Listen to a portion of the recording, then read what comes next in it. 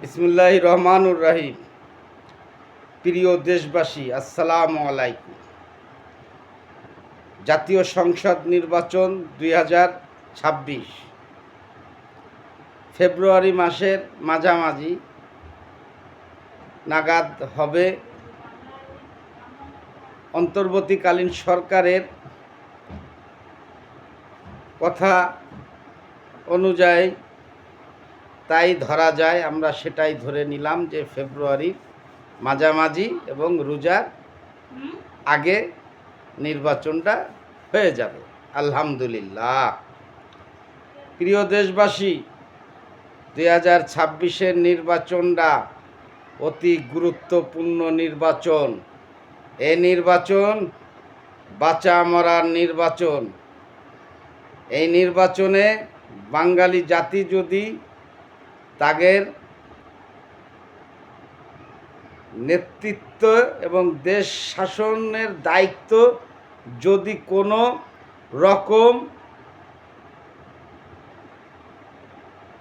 ছলনায় পড়ে এবং ছলছাতুরি এবং তাদের মিথ্যা প্রলোভনে পড়ে যদি ভোটটা কোনোভাবেই অযোগ্য ব্যক্তি এবং অযোগ্য দলের কে যদি ভোটটা দিয়ে নির্বাচিত করে, তাহলে ভয়াবহ খেসারত দিতে হবে জাতিকে। আগামী নির্বাচন, আমি বারবার বলছি, বাঁচা মরার নির্বাচন। তৃতীয় বিশ্বযুদ্ধের দাবামা বেজে চলেছে, টুকটাক টুকটাক করে বাধা শুরু হয়ে গেছে এবং কিয়ামতের বড় বড় আলামতও দেখা যাচ্ছে। সব কিছু বিশ্লেষণ করে আবেগে গা ভাসাবেন না ভাই। মুখে মুখে বড় বড় গাল গপ্প অদাব, এ দিয়ে দেবো ও দিয়ে দেবো। এই স্বাধীনতার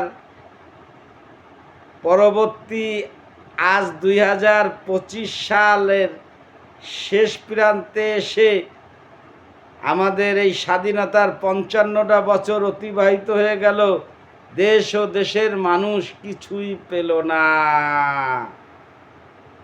শুধু পেল অত্যাচার, নির্যাতন, জেল, জুলুম, কথা বললেই মামলা হামলা, এছাড়া আর কিছুই পাননি আপনারা। তাই মনে রাখতে হবে, স্বাধীনতার সপক্ষের সৈনিকদের পাশাপাশি তারুণ্যের ভোট যোগ্য প্রার্থী মার্কায় হোক, এটা আমি মোহাম্মদ আলী উদাত্ত আহ্বান জানাচ্ছি। এই নির্বাচন বাংলাদেশ তা গড়ার নির্বাচন, বাংলাদেশের মানুষ বেঁচে থাকার নির্বাচন। এমনও হতে পারে এই নির্বাচনই শেষ নির্বাচন, পরবর্তীতে আর নির্বাচন হবে কিনা উপর আল্লাহ ভালো জানে। তাই বলবো, সঠিক যোগ্য নেতৃত্বের কোনো বিকল্প নাই। তাই আমি বারবার আহ্বান জানাই, এই কারণে আমরা যারা স্বাধীনতার সপক্ষের সৈনিক, 70-এ যারা আমরা জন্ম নিয়েছি, আমাদের উপরে একটা গুরু দায়িত্ব আছে দেশ ও দেশের মানুষের প্রতি। আমাদের মানুষকে ও নিউ জেনারেশন এবং নতুন ভোটারদের আমাদের সচেতন করতে হবে। অনেকে অনেক ওয়াদা করে যাচ্ছে, হ্যান করে দেবো ত্যান করে দেবো। লঙ্কায় যে রাবণ হয়ে যাবে, কিছুই দেবে না ভাই। আজ 55টা বছর হয়ে গেল, আমাদের দেশ তো অনেক আগেই মালয়েশিয়া, সিঙ্গাপুর হয়ে যাওয়ার কথা, কেন হলো না?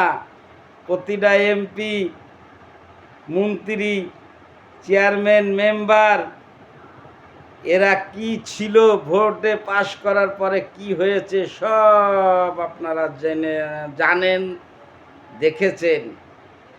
তারা তাদের ভাগ্যের উন্নয়ন হয়েছে, হাজার হাজার কোটি টাকার মালিক হয়েছে, বিদেশে বাড়ির পরে বাড়ি, গাড়ি, প্রতিষ্ঠান, ব্যবসা প্রতিষ্ঠান, ব্যাংক ব্যালেন্স হাজারে নাই বেজার।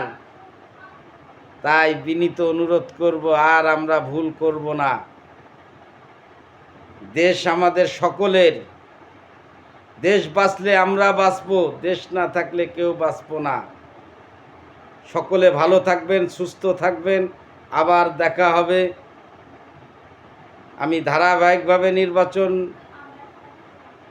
পর্যন্ত আপনাদের সাথে নির্বাচন বিষয় নিয়ে আলোচনা করব।